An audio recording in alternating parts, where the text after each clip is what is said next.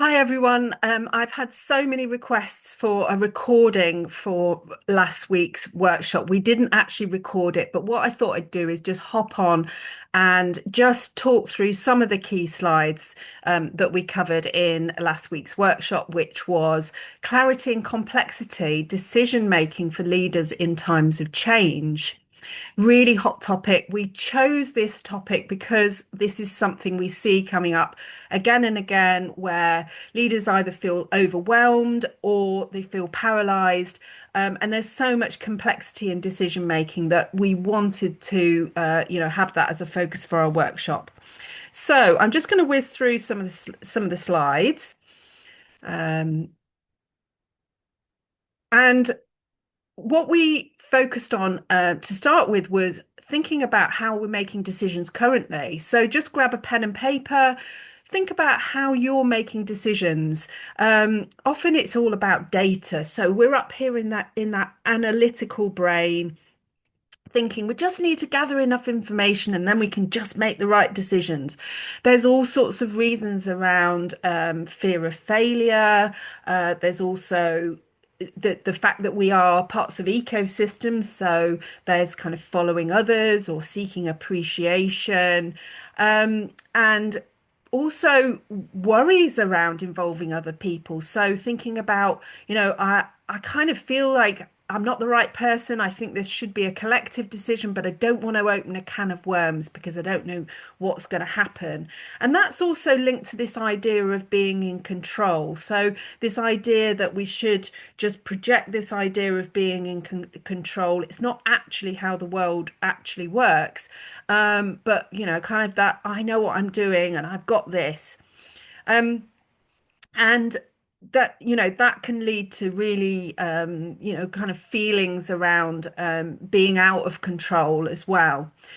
We often don't consider the deeper and wider context. So we're looking for quick decisions, the right decision, this idea that there is the right decision, without looking at more broadly and more deeply, and also without taking into consideration feelings. So we're stuck up here in like I say, the thinking brain, without actually considering our own kind of deeper needs and feelings or those of other people around us.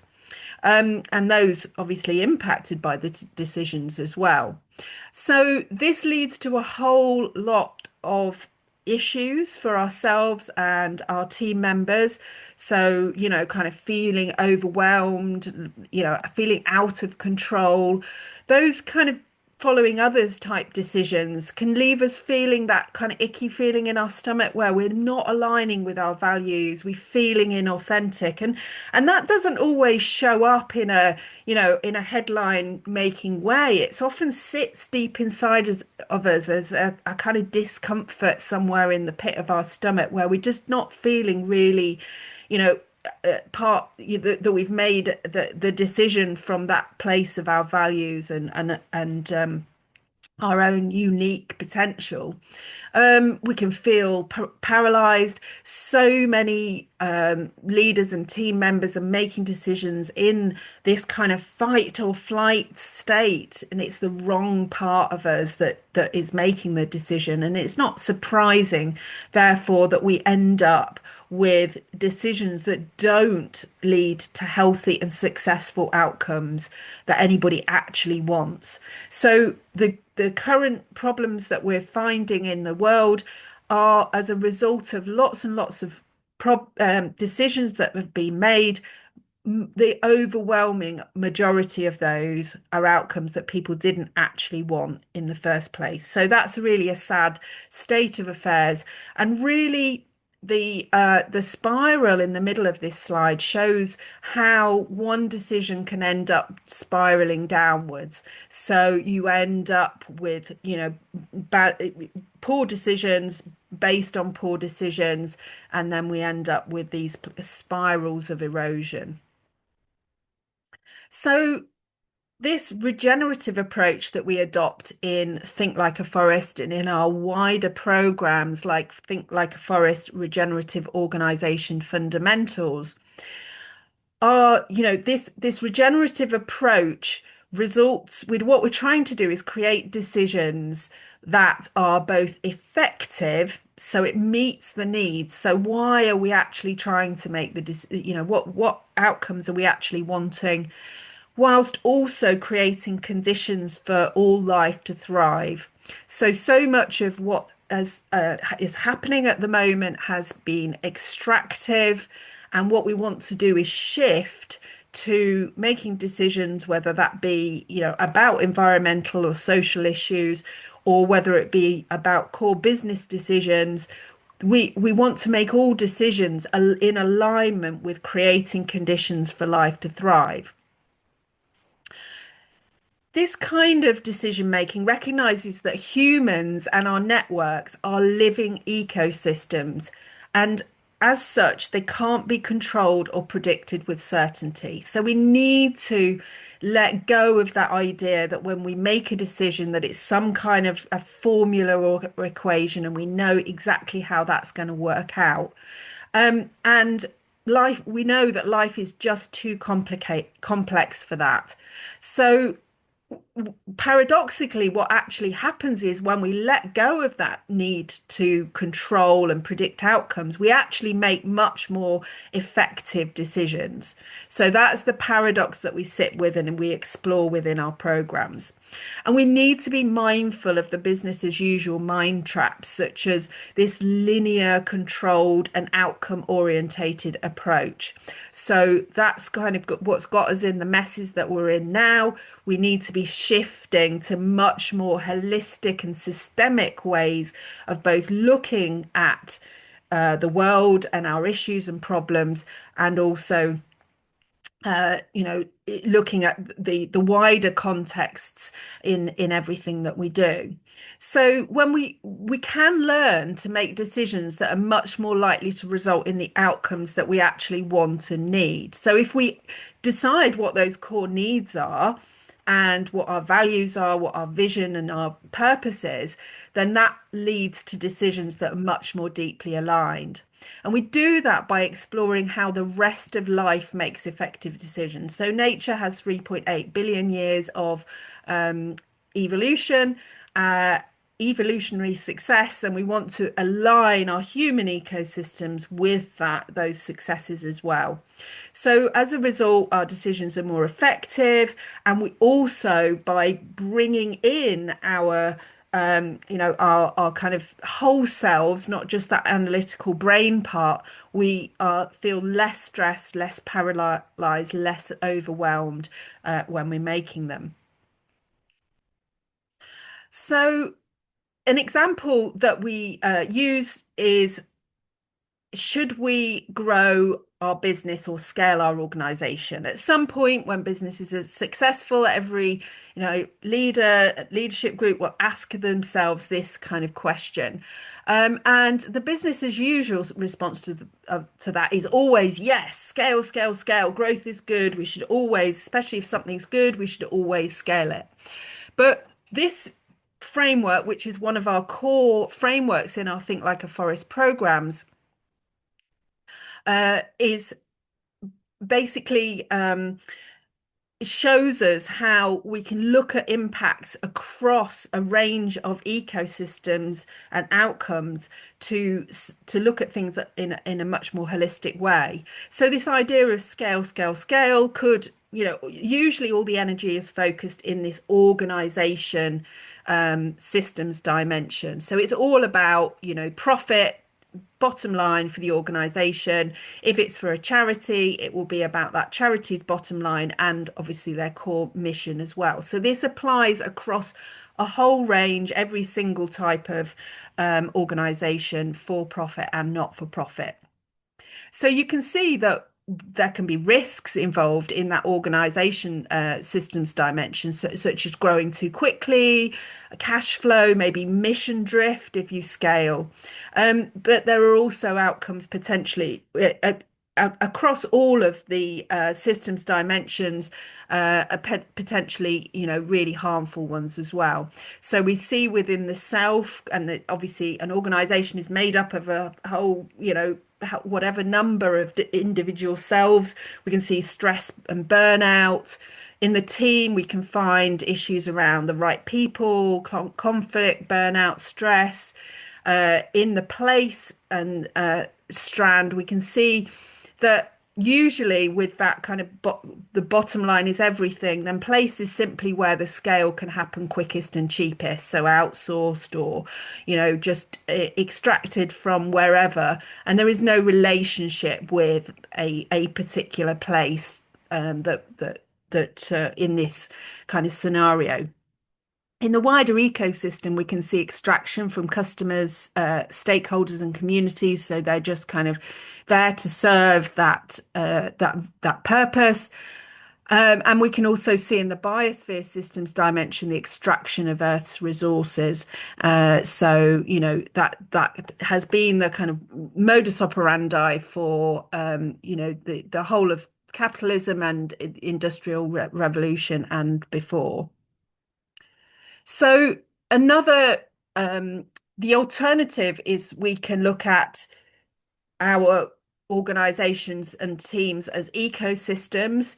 And what I've done is brought together a set of 12 strands that are inspired by my research in a whole range of regenerative and nature inspired approaches. You can see on the right hand side, kind of obviously, if you know anything about permaculture, you'll see permaculture in there. But there's also indigenous wisdom. There's regenerative economics and leadership, biomimicry, etc. And these are the characteristics of success for any type of natural ecosystem. So a woodland, seashore, we see this in oceans, grasslands, any kind of ecosystem. You can see these 12 different principles, we call them strands, operating. And you can see that they're deeply interconnected. So they strengthen each other. You can't just pick or choose. And to be healthy, resilient, and successful, an ecosystem needs to be strong in all 12 strands. So that's what we're aiming for when we are looking for a healthy and successful regenerative organization. So let's look at this idea of growing the business through the lens of this 12 strands framework.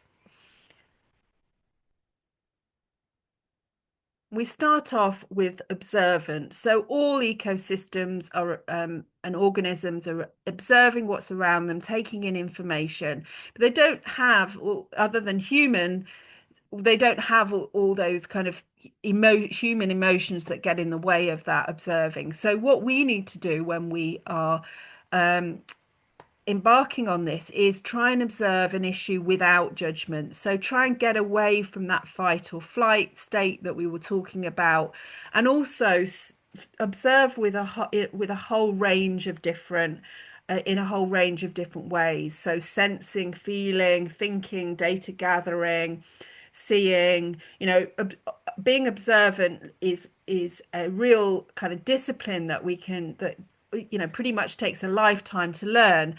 But once we start seeing with new eyes, then we start to learn about what kind of questions are the right questions to ask, and then the decisions come much more naturally as a result of that observation. So the kind of things we might be observing is again across those systems dimensions, everything from the customer demand to the stress levels in our team, to our own potential excitement about the idea of growing. And that is all just information, data, if you like, that we can observe to then start making good decisions. The second strand is the creating life and purposeful strand. And here the organization really needs to be thinking, well, why do you want to scale? What is our actual vision and our purpose for this organization?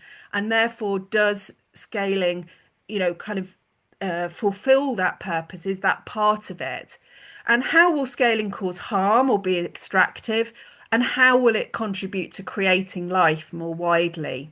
So really fundamental questions that you really need to kind of get involved other people in and really think about really deeply before then moving on. The collaborative strand might ask things like, would partnership working be more effective than scaling? Or who do we need to be in our ecosystem to bring our vision for, growing the organization into reality? So nature works through some levels of competition, but the biggest leaps in evolutionary history have been done through collaborations. And this is something we really explore during this strand. The fourth strand is the place strand. So, what is our place telling us? What will the impacts be of scaling on our land and communities? What is the unique context of each project and place that can't be scaled and has to be grown? So, for example, a tourism business might have a great idea for a hotel that has everything. Inside the hotel, you can have your massage, you can do your activities, you can have lovely meals all within this hotel. And the idea of scaling is that you then kind of replicate that all around the world and job done. But actually, this isn't regenerative. What you're going to end up doing is extracting from whatever the destination place is. There's no relationships being considered in each location. It's not being grown in partnership and collaboration with the people or the natural ecosystems within that place. So this shift to looking at the context of place and think what is the best decision. So it might well be that there are great ideas that can be replicated in different locations, but essentially that each idea will essentially then be grown from the unique context of that place, wherever it might be. So the fifth strand is in at the innovative and creative strand. So this is all about how nature kind of innovates and evolves and problem solves. How can we innovate and evolve what we offer already to meet new needs? And what are the alternatives to scaling that might meet multiple needs? So we look at this in terms of not just newness, but what have we already got that we can evolve or innovate into meeting those needs of our vision and purpose. And cycling and zero waste strand, you might naturally think that this is all about kind of circular economy or recycling of cans and bottles, but this is also about recycling and cycling of the energy and the other kind of human um, factors within our organizations that we can, such as knowledge or skills, experience. So there might be opportunities for products and services to be reused as or repurposed, or for us to kind of cycle some of the knowledge and experience of our team into new offerings. We know that nature operates in decentralized systems, so a beehive is always a really good example to explore here. We might be thinking about asking questions like, who are the best people to be involved in this decision to scale? So always try and seek out the people that are going to be impacted by the decisions. Also, for customers, team members, this isn't the same as consultation, so that's something we do explore. Adaptable is the next strand. Maybe there's something we can already adapt that we can uh, adapt to meet the needs that doesn't involve that unsustainable sort of perpetual growth cycle. And resilience. So, how will scaling impact our resilience? So, for example, scaling can make an organization more resilient, so that it means that there's more diverse income streams, and that can increase resilience.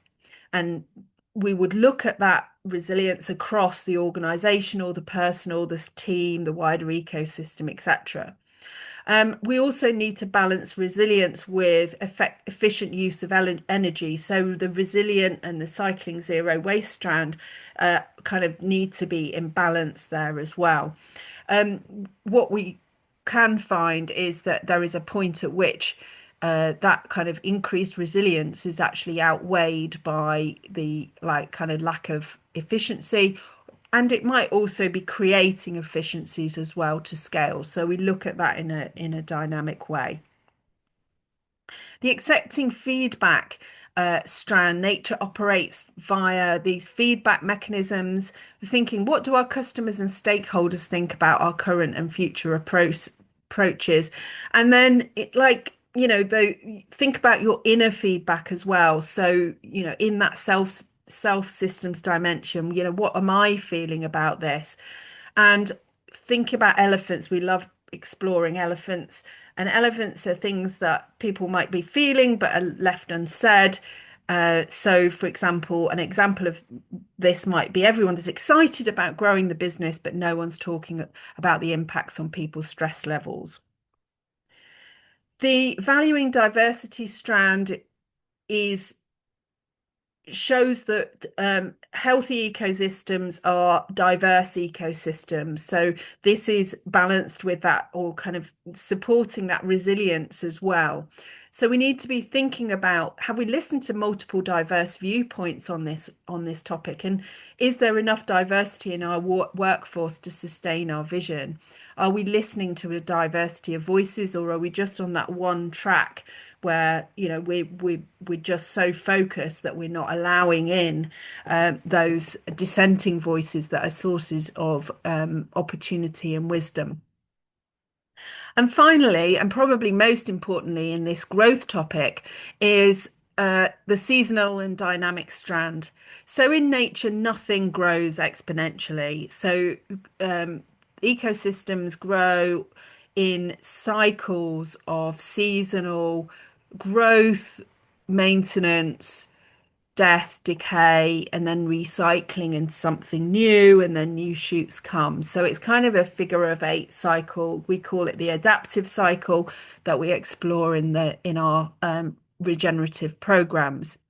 So in this growth topic, have we considered that growth is cyclical and seasonal and not linear? So we're not kind of thinking that we can grow forever. And what impact does this have on our growth plans? So you might be thinking, okay, so initial phases of growth might mean long working hours, but for the project to be sustainable, they need to then grow into a much more settled rhythm longer term. And you would also be thinking about succession in here in this as well. What how are the plans for the leadership, the team's succession, and what's the next, potentially the next evolution for this project or organization? So a lot to think about, but in doing so, you can see that you will have considered a huge, much broader range of issues for whichever decision that you are facing at the time. So in our fundamentals program, we welcome a real diversity of different organizations. So I'm just going to share a couple of testimonials before we go on to the next part of the workshop. So Oriel on the right here from Elemis, she joined us from a huge multinational corporation. Melissa on the left is from a charity, and Matt here is from a community garden. Cherry is a solo graphic designer. Optimo is a tech business. So you can see this isn't just about kind of nature businesses.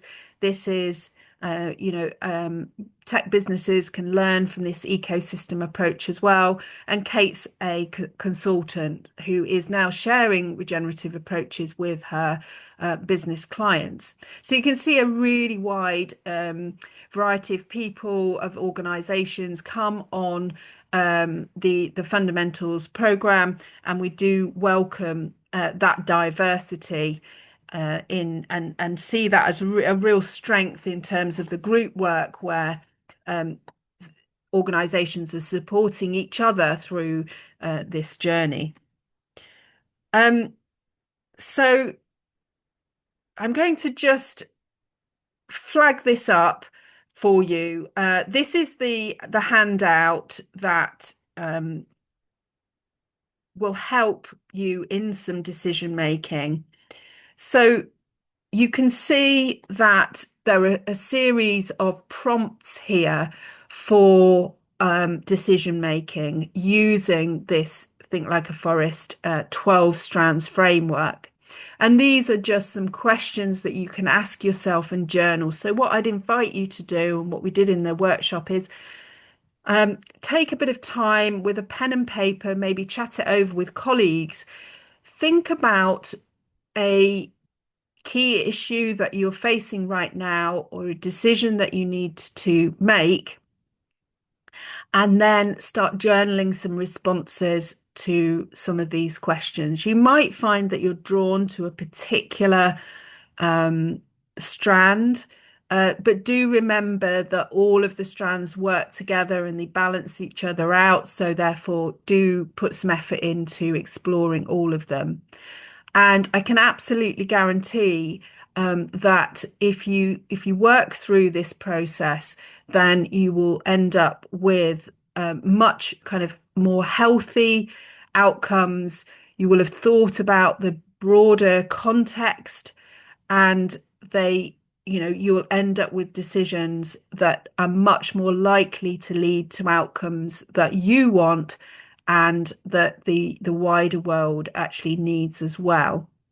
So that is kind of the challenge for you to explore your own decisions and issues through this framework. We'd love to welcome you on Regenerative Organisation Fundamentals programme. And you can have a look at all the details there on the website.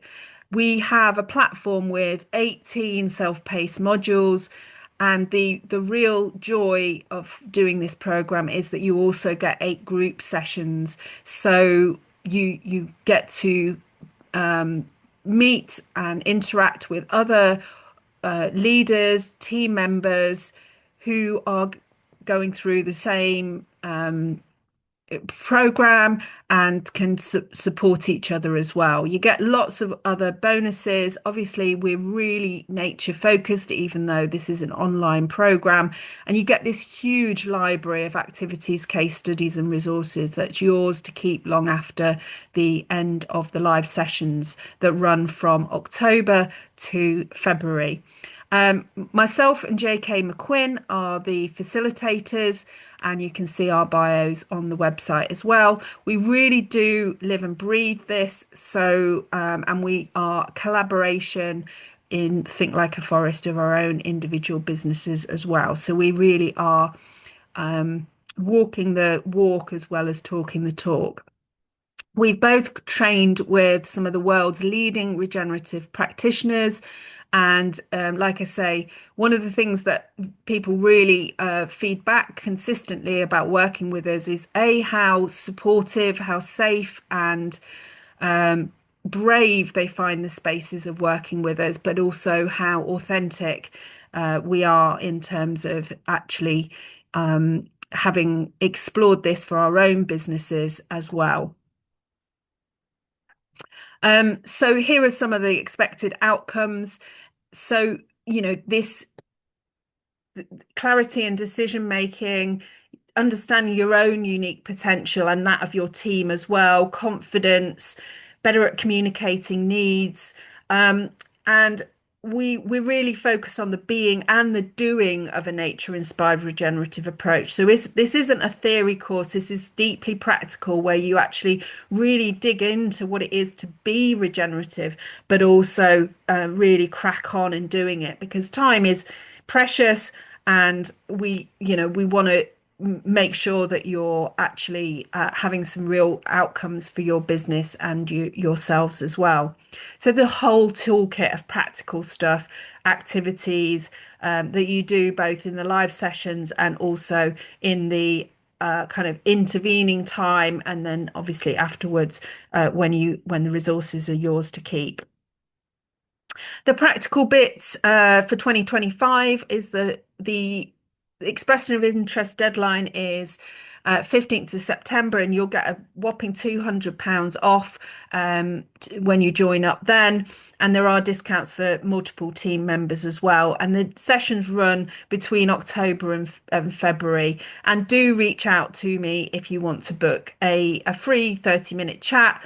And what I love to do in these chats is actually kind of ask you what are the issues you're currently facing, and then we can explore whether fundamentals really is right for you. And of course, if it's not, then we'll signpost you to other courses as well. So thank you for kind of watching this video, and do reach out if you have any questions.